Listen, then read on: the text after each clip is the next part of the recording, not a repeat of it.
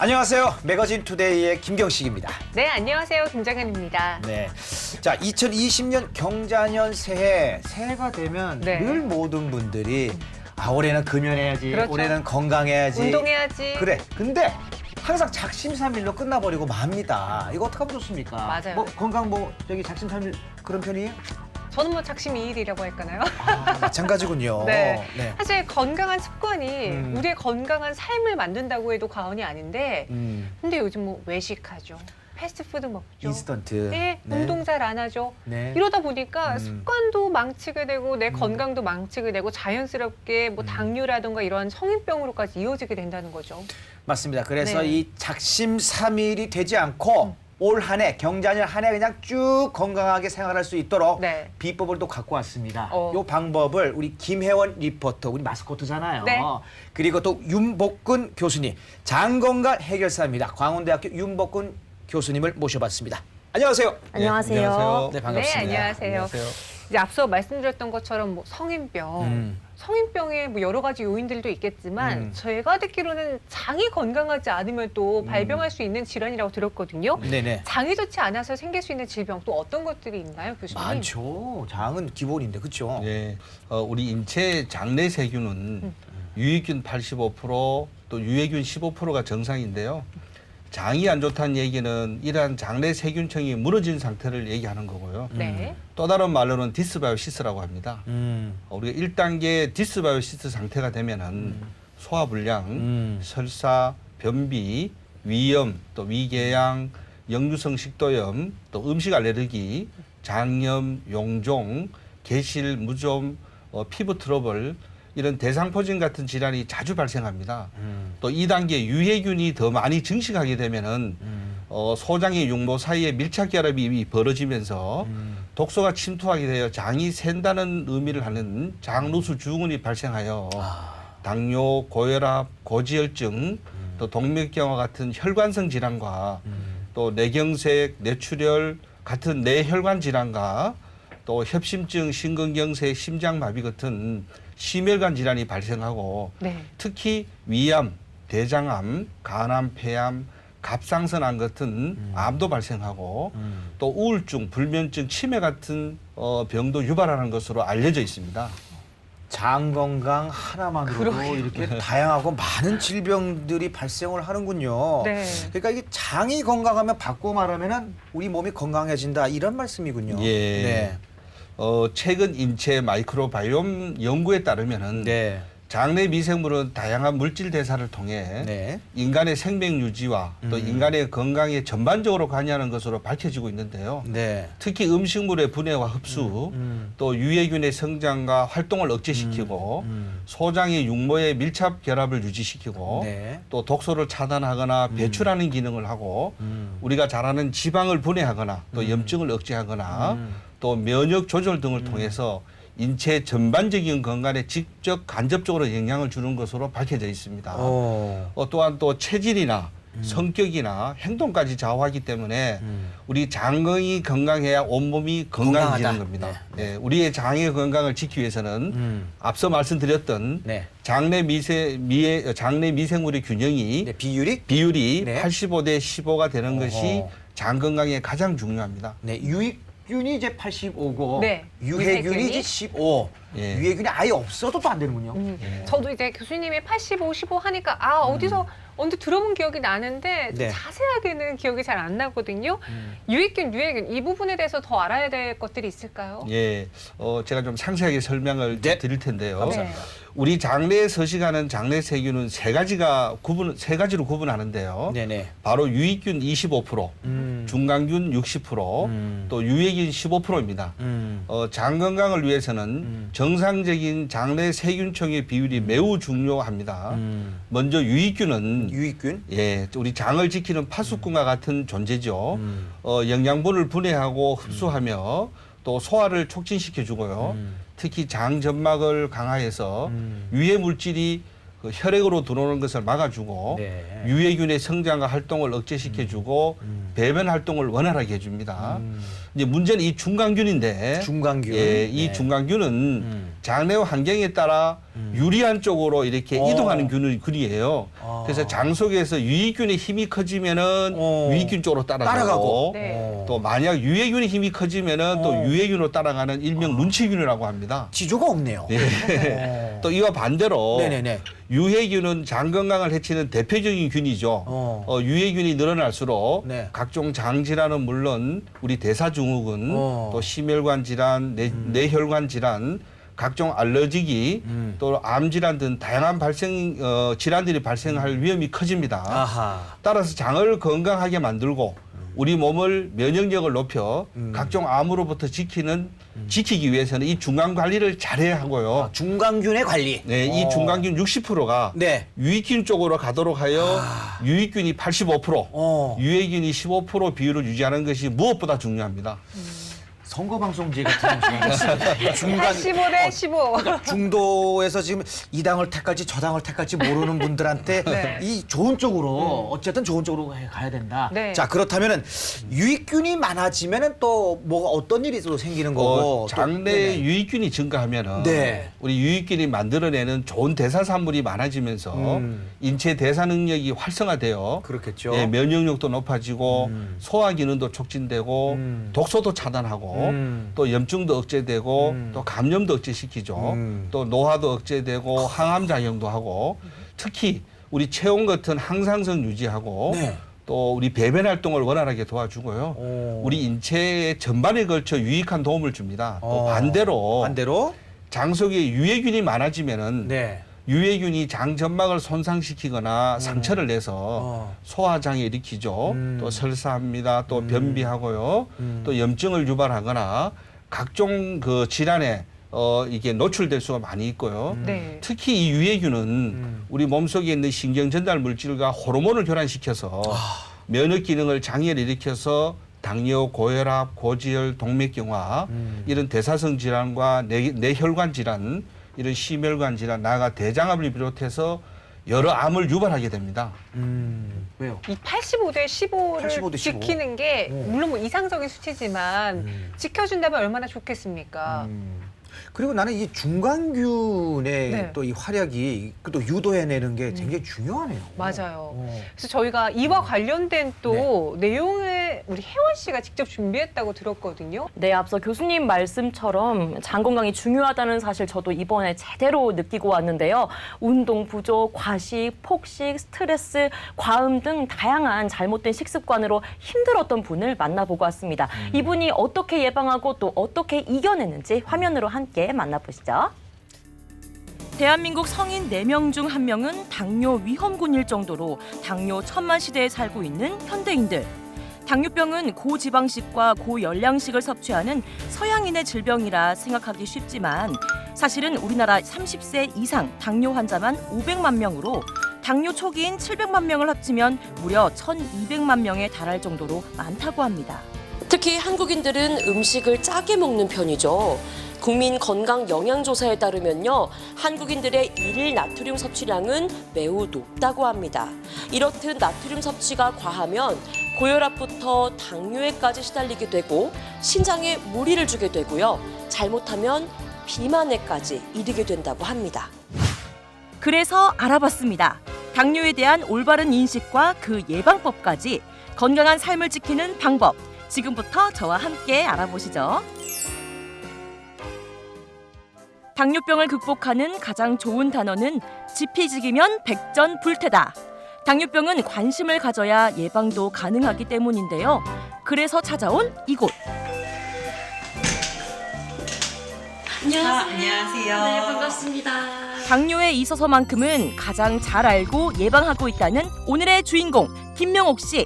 당뇨로부터 건강한 삶을 지키고 계시다고 해서 찾아와 봤거든요. 근데 정말 건강해 보이세요. 당뇨 앓고 계신 거 맞아요? 아, 네. 직장인 건강검진을 받았는데요. 네.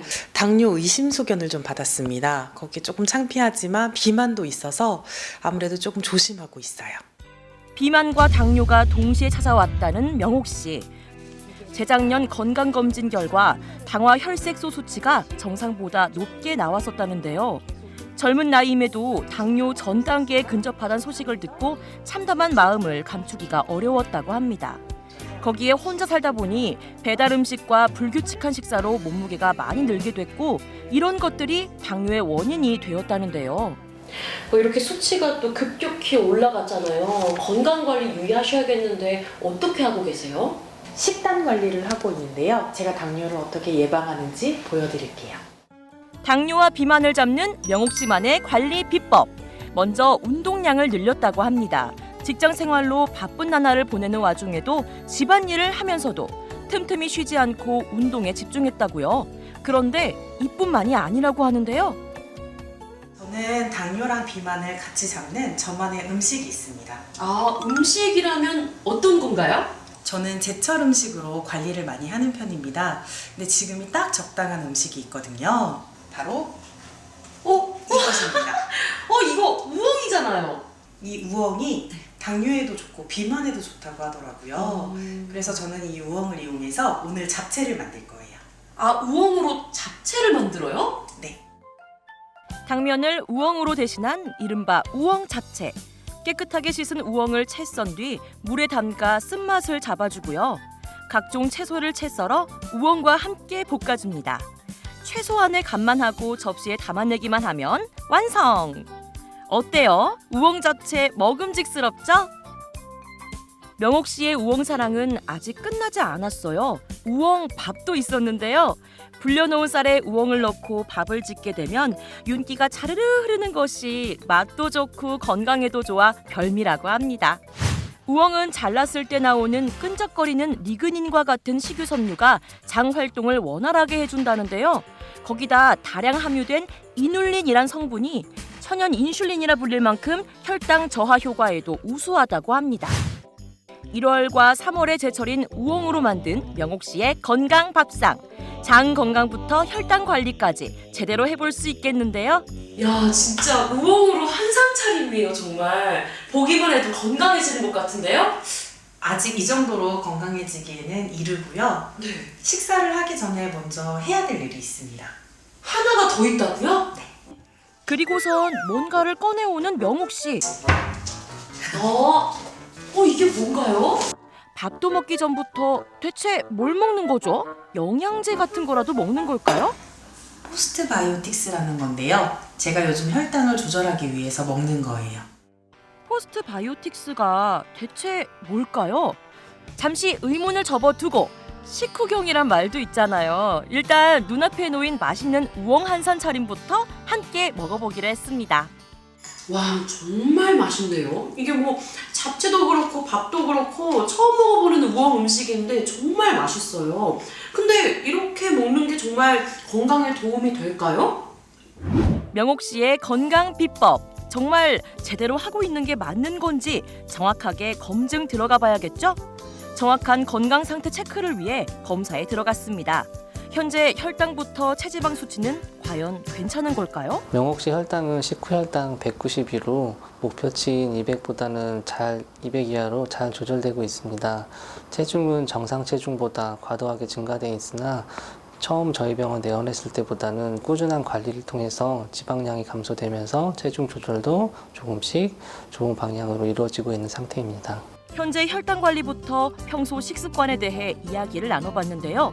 우엉이 정말로 당뇨와 비만에 도움이 되는 게 맞나요?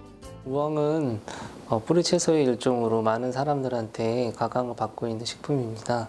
꾸준하게 드신다면 혈당 조절에 도움이 되고 식이섬유의 또 일종이기 때문에 꾸준하게 드시는 것이 당뇨뿐만 아니라 암 예방 등에도 도움이 되는 것으로 알려져 있습니다.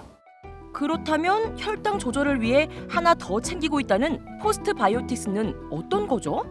포스트바이오틱스는 장내 유익균의 대사산물을 말하는 거고요. 이 포스트바이오틱스를 꾸준하게 드심으로써 혈당 향상성을 유지하고 인슐린 감수성을 개선시켜서 췌장의 인슐린 분비를 촉진시킴으로써 당뇨병을 효과적으로 예방하고 관리한다는 연구 결과들이 발표되고 있습니다. 포스트바이오틱스, 그것이 알고 싶다. 프로바이오틱스가 유산균 자체라면 유산균의 먹이는 프리바이오틱스라는데요. 이 두 가지를 합친 게 신바이오틱스입니다. 포스트바이오틱스는 유산균, 유산균 먹이, 유산균 배양 건조물까지 합쳐진 차세대 유산균이라고 보면 된다고 하는데요. 이 차세대 유산균인 포스트바이오틱스를 최근 학계에서 주목하고 있다고 합니다. 장내 건강뿐 아니라 면역, 호흡, 항상성 등 온몸에 관여한다는 연구 결과가 나오고 있다는데요. 치료제나 질병 진단에 효율적이라는 주장이 주목받고 있다고 합니다. 비만인 환자분들에게는 비만균인 퍼미텍스균이 많이 있다고 합니다. 이 퍼미텍스균이 증가할수록 지방, 특히 내장 지방이 많이 쌓이게 된다고 합니다. 건강한 몸을 회복하기 위해서는 이 비만균을 억제할 뿐만 아니라 장내에 유익한 유익균들을 많이 드시는 것이 도움이 됩니다. 유익균과 유익균을 많이 드심으로써 유익균이 만들어내는 부산물인 포스트바이오틱스가 장내에 많은 영향을 미치게 되는데요. 포스트바이오틱스의 대표적인 단세 지방산은 지방의 생성을 억제하고 또한 지방의 축적을 억제함으로써 비만 예방에 도움이 됩니다. 실제로 비만 유도주에게 포스트바이오틱스를 투여해봤을 때 지방 축적으로 인한 염증 감소나 인슐린 저항성이 낮아지는 연구 결과가 발표되기도 했었고요.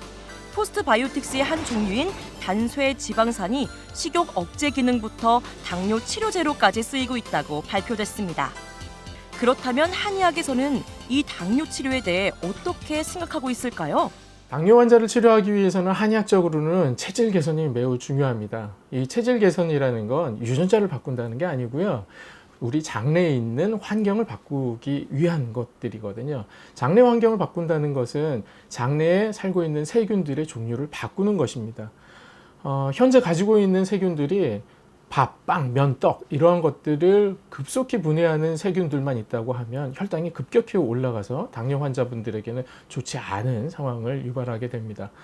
이러한 체질을 개선하고 장내 환경을 개선하기 위해서는 좋은 유익균들을 많이 섭취하시는 것이 반드시 필요하고 이를 위해서 포스트바이오틱스는 그 대안이 될 수가 있습니다.